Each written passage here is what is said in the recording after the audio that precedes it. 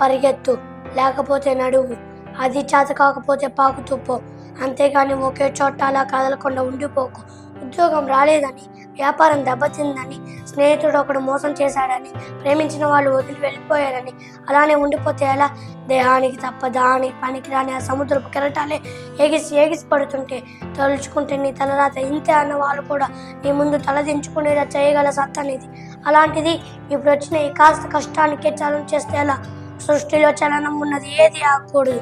పారే నది, వీచే గాలి, ఊకే చెట్టు, ఉదయించే సూర్యుడు అనుకున్నది సాధించాలని నీళ్ళు కసిగా ప్రవహిస్తుందే ఆ నెత్తురుతో సహా ఏది ఆగిపోవడానికి వీల్లేదు. లే, బయలుదేరు. నిన్ను కదలనివ్వకుండా చేసిన మానసిక బాధల సంఖ్యలను తెంచేసుకో. పడ్డ చోట నుండే పరుగు మొదలుపెట్టు. నువ్వు పడుకునే పరుపు నిన్ను చేతరించుకోకముందే బద్ధకాన్ని వదిలే. నీ అద్దం నిన్ను ప్రశ్నించక ముందే సమాధానం వెతుక్కో. నీ నీడ నిన్ను వదిలేసే లోపే వెలుగులోకి వచ్చే. మళ్ళీ చెప్తున్నా, కన్నీళ్లు కారిస్తే కాదు, చెమట చుక్కలు చిందిస్తేనే చరిత్రను రాయగలవని తెలుసుకో.